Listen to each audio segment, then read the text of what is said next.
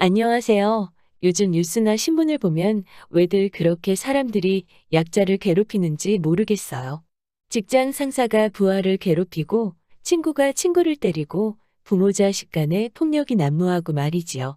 사실 얼마 전까지 저는 이런 이야기를 들으면 남의 얘기라고만 생각하고 왜들 그러나 하고 말았거든요. 그런데 알고 보니 제 딸이 이런 이야기의 피해자일 줄이야 누가 상상이나 했겠어요. 그런데 참 사람 관계라는 게 좁아요. 이렇게 제 딸을 괴롭히던 사람을 그런 자리에서 마주하게 될 줄 누가 상상이나 했겠어요? 제가 그 나쁜 여자 버르장머리를 어떻게 고쳐놓았는지 지금 이야기해 드릴게요. 저는 이제 다 큰 딸과 아들을 둔 50대 후반의 주부예요. 모든 부모가 그렇듯 자기 자식은 다 괜찮아 보이죠. 저도 그래요. 제가 보기에는 나무랄 데 없는 자식들이지요. 특히나 딸은 우리 남편이 첫째이기도 하고 여자아이기도 해서 아주 조심하며 소중하게 길렀지요. 덕분에 우리 딸은 제 속을 한 번도 썩이지 않고 곱게 자라주었어요. 공부도 곧잘아요. 서울에 있는 모여대 유아교육과에 합격했지요. 딸이 합격 소식을 알렸을 때 얼마나 가슴이 뿌듯하던지요. 사실 남편이 생각보다 이른 나이에 명예퇴직을 하면서 집안 형편이 급격하게 기울었거든요. 그래서 아이들이 고등학교에 들어갔을 때 뜻하지 않게 맞벌이를 하게 된 거지요. 저는 대형마트에서 판매원으로 일하며 아이들 뒷바라지에 힘썼고 남편도 아는 사람 가게에서 회계 일을 담당하며 그렇게 가정을 꾸려나가고 있었어요. 덕분에 아이들에게 남들 다 아는 사교육 한번 마음껏 시켜보지 못했네요.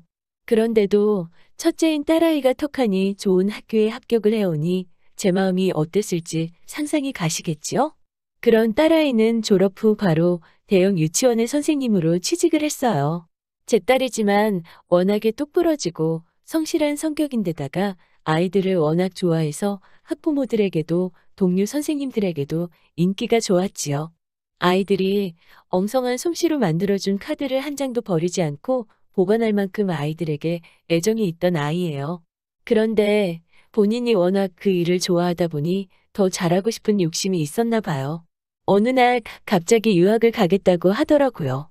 그렇게 본인이 벌어서 모아둔 돈을 가지고 캐나다에 가서 영어 공부도 하고 영어 교사 자격증도 따왔더라고요. 장하더라고요.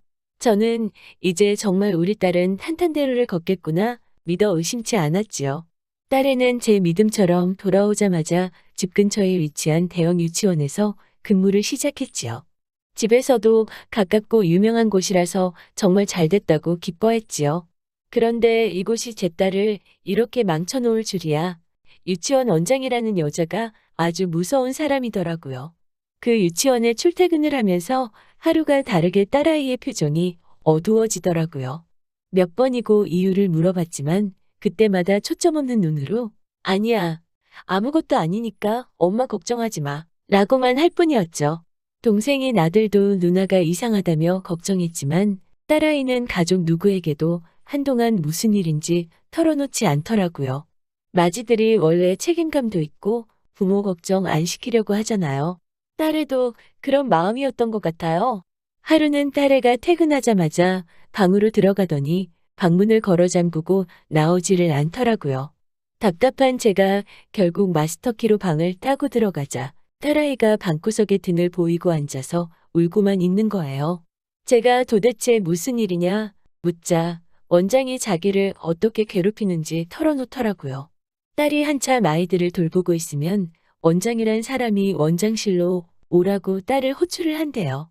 그래서 딸이 가서 노크를 하면 몇 번이고 노크를 해도 대답을 안 한다는 거예요. 그래서 살그머니 문을 열면 대답을 안 했는데 왜 문을 여냐면서 생각이 없다고 하더래요. 그래서 다음에는 노크를 했는데 역시나 또 대답이 없어서 가만히 기다렸더니 불렀으면 들어와야지 왜 멍청이 마냥 그러고 서 있냐고 면박을 주더라는 거예요. 그러면서 초등학교 선생님들은 똑똑해서 일을 잘하는데 유치원 선생님들은 애들만 상대하다 보니 지능이 낮아지는 것 같다고 하고 선생님 같은 퇴조거리가 왜 우리 유치원에 필요한지 말해보라는 등의 비인격적 언행을 일삼더래요. 게다가 원장이란 사람이 애들한테 가서 선생님 가슴을 한 번씩 만져주세요라거나 선생님 치마 안에는 뭐가 있을까? 무슨 색일까라는 소리를 하더라는 거예요. 뭣도 모르는 아이들을 데리고 성희롱을 했다는 거지요. 선생님들이 항의를 하자 여자들끼리 있는데 무슨 성희롱이냐며 예민 떨지 말라고 하더라는 거예요. 게다가 원장이란 사람이 아이들한테도 어찌나 야박한지 아이들 식사 시간이 되면 정말 조각난 감자 개수까지 확인을 해가면서 나눠준다는 거예요. 그게 영양을 생각해서가 아니고 아까워서 그런다는 거죠. 한 번은 딸이 아이들이 부족해한다고 아이들 식단에 좀 더 신경 써야 할 것 같다고 의견을 내자 이 유치원이 네 거냐면서 네가 재료 사고 돈 될 거냐고 길길이 날뛰더라는 거죠. 딸이 무엇보다도 가장 큰 문제라고 보는 건 선생님들이 버젓이 옆방에서 아이들을 지도하고 있는데 외부인을 견학이라는 말도 안 되는 이유로 사람들을 시도 때도 없이 데리고 온다는 거예요. 아이들의 안전 문제도 있고 한데 이렇게 외부인들이 매일같이 드나드니 딸이 걱정이 많더라고요. 게다가 그 사람들 중 하나는 아무래도 원장의 애인 같다고 하더라고요. 남편이 아닌 걸 전 직원이 뻔히 아는데 여보자기라고 부르는 소리가 다른 교실까지 들리는 일도 예산일이고 한 번은 애들 놀이방에서 그 남자가 원장 스커트를 내리는 모습을 본 선생님도 있었다더라고요. 하지만 딸을 포함한 다른 선생님들이 이런 문제를 지켜볼 수밖에 없는 건 유치원이라는 업계가 생각보다 좁아서 잘린 다음에 다른 곳으로 이직하는 게 쉬운 일이 아니라고 하더라고요. 그래서 마음 같아서는 당장이라도 교육청에 이야기하고 싶지만 그럴 수가 없다고 하더라고요. 실제로 딸아이가 그 유치원에서 일을 시작하기 전 한 용감한 선생님이 이 사태를 고발했지만 아무 결실도 없이 뜨뜻미지근하게 흐지부지 끝나고 그 선생님은 결국 다른 유치원으로도 다시 취직하지 못했다는 소문이 있다더군요. 이야기를 듣는데 어찌나 화가 나고 복장이 터지던지요. 당장이라도 쫓아가서 원장이란 여자의 뻔뻔한 낯짝을 한 대 날려주고 싶었지요. 그렇지만 제가 빽이 있는 것도 아니고 집안 형편이 넉넉해서 딸한테 당장 관두라고 말해줄 수도 없었지요. 게다가 아들이 결혼을 앞두고 있었기 때문에 더욱이 딸에게 경제적 지원을 해줄 수가 없었거든요. 그저 못난 부모인 제 자신을 탓하는 것 말고는 할 수 있는 일이 없었지요. 마음이 참 아팠어요. 그런데 진짜 사람이 항상 착하게 살아야 한다는 말이 맞는 말이더라고요. 아무리 한국이 좁디 좁은 땅이고 두 다리만 건너면 아는 사람이라지만 그 여자는 감히 상상도 못했겠지요. 내 딸과 나를 그런 자리에서 마주할 줄 말이에요. 아들에게 여자친구가 있다는 건 진즉에 알고 있었어요.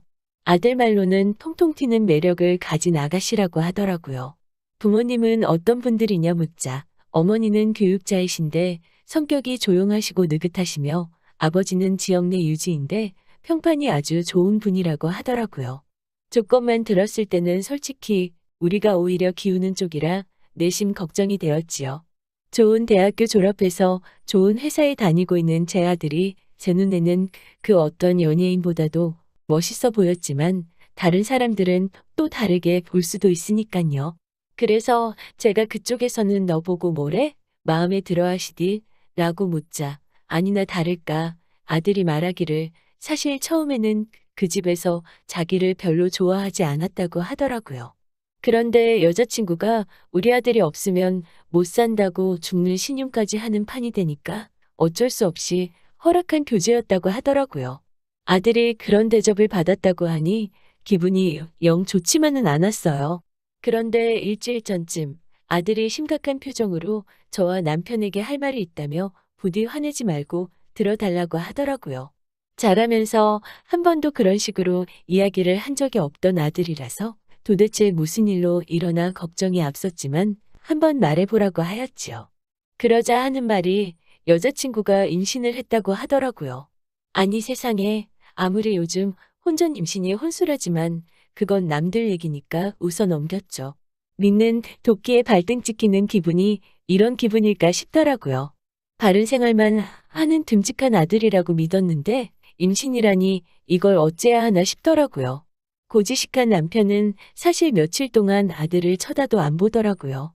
하지만 자식 이기는 부모 없다고 어떻게 할 수 있나요? 결국 서둘러서 결혼을 시키기로 하였지요. 상황이 이렇다 보니 갑자기 집에 목돈이 필요하게 된 거예요.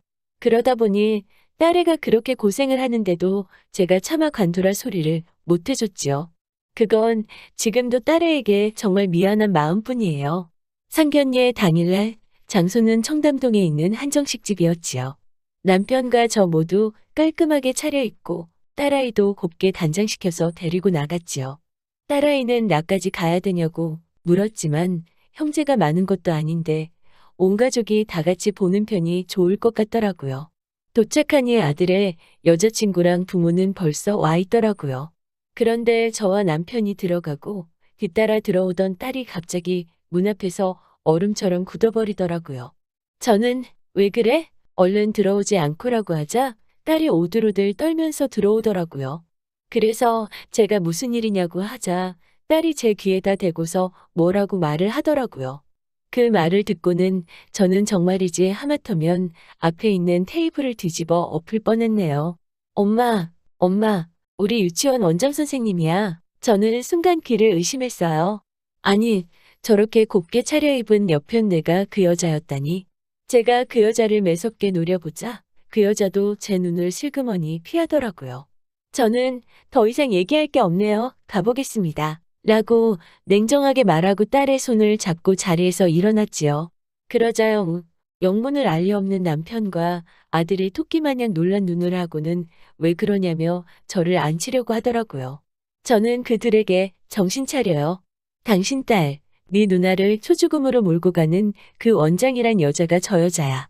나는 이런 상스러운 집안하고는 사돈 못한다고 말했지요. 딸하고 아들은 우애가 정말 좋은 편이거든요. 아들은 여자친구를 한번 쳐다보고는 연락하겠다는 말을 남기고는 우리와 함께 자리를 일어나더라고요. 뒤이어 여자친구의 울음소리가 들려오니 마음이 안 좋기는 하더라고요. 그래도 어쩌겠어요. 집에 돌아온 우리는 서로 아무 말도 못하고 그렇게 몇 시간을 있었지요. 남편과 저도 깊은 한숨만 내쉴 뿐이고 아들은 왜인지 모르게 지 누나한테 사과를 하고 있고 딸도 이러지도 못하고 저러지도 못하고 있었지요. 자기 때문에 동생이 결혼을 못할 수도 있다고 생각하니 미안한 마음도 들었을 것이고 하지만 그런 원장과 한 가족이 된다고 생각하니 얼마나 소름이 끼쳤겠어요. 그렇게 딸은 그 이튿날 출근도 못하고 방에만 있더라고요. 도대체 얼마나 질려버렸으면 저러나 싶어서 울화가 치미는데 그 원장이란 여편네가 전화를 해왔더라고요. 제가 전화를 받자 민준이 어머님 되시나요? 라고 조심스럽고 깍듯하게 말을 하더라고요. 저는 본능적으로 그 원장이라는 걸 알아차렸죠. 누구시죠? 라고 차갑게 묻는 제 질문에 아주 조용한 목소리로 한번 만나 뵙고 이야기를 나누고 싶어요. 라고 하기에 저도 그럽시다. 라고 말하곤 약속을 잡았지요. 저희 집 근처 카페로 오라고 했더니 손살같이 왔더라고요. 그도 그럴 것이 벌써 임신 10주가 넘었으니 꾀도 박도 못하고 낳아야 할 판인데 결혼을 안 시키겠다고 하니 애가 탔겠지요. 제가 도착하자 대뜸 미안하다며 오해가 있는 것 같다고 개소리를 하더라고요.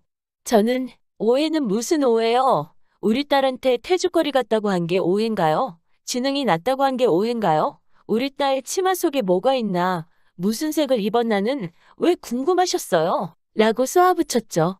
그러자 그 여자가 미안하다고 연신 사과를 하는데 그런 말 몇 마디로 저와 제 딸이 받았을 상처가 괜찮을 리 없었지요. 저는 듣자 하니 원장님은 애인도 있으시다면서요. 그런 엄마 보고 자란 며느리는 트럭으로 줘도 싫다고 말했지요.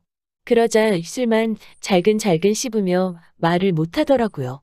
기왕 이렇게 된 거 그쪽 남편한테 가서 그쪽이 도대체 어떻게 하고 다니는지 다 말해줘야겠다고 하자 갑자기 아주 손이 발이 되게 빌어대더라고요. 저도 마음이 좋지만은 못했어요. 딸아이를 위해서는 낳는 행동이지만 아들과 아들의 여자친구를 생각하니 어느 선에서 마무리를 지어야 하나 고민이 되더라고요. 저는 그 원장에게 몇 가지를 제안했어요. 일단 원장 자리에서 내려오라고 했지요. 그 자리에서 내 딸을 포함한 선생님들한테 그런 포악한 행포를 저지르는 일은 그만두시라고 말이지요. 그리고 내 딸을 포함한 거기서 일하는 선생님들이 이직을 하게 된다면 절대 어떠한 개입도 하지 않겠다는 각서를 쓰고 공증을 받아오라 했지요. 그러자 그 여자가 일단은 알겠다고 하더라고요. 그리고 애들 결혼시키면 애들은 우리 집에 들어와서 살게 할 거라고 했지요. 당신이 내 딸을 무슨 인질 대하듯이 한 것처럼 이번에는 내가 당신 딸을 데리고 있어야겠다고 말이지요. 일단은 이 정도만 해두고 딸에게 소식을 전해줬어요. 이 정도면 네 마음이 풀리겠니? 동생이 결혼해도 괜찮겠니라고 묻자 딸은 생각을 좀 해봐야겠다고 하더라고요. 그러더니 그날 밤 딸이 굳게 결심한 듯 이 정도면 될 것 같다고 동생 결혼 허락해 주시라고 하더라고요. 미안하고 고맙고 딸에게 여러 가지 복잡한 마음이 들었지요. 그런데 아무리 제가 이해하려고 했어도 세상 일이라는 게 결국 다 밝혀지기 마련인가 봐요. 원장은 약속한 대로 원장직을 내려놓고 각서도 써주었어요. 딸도 전보다 훨씬 표정이 밝아졌고요. 아들의 결혼 준비도 착착 진행되고 있었지요. 그런데 한두어 달 지났을 무렵인가 아들 여자친구가 우리 집에 울면서 왔더라고요.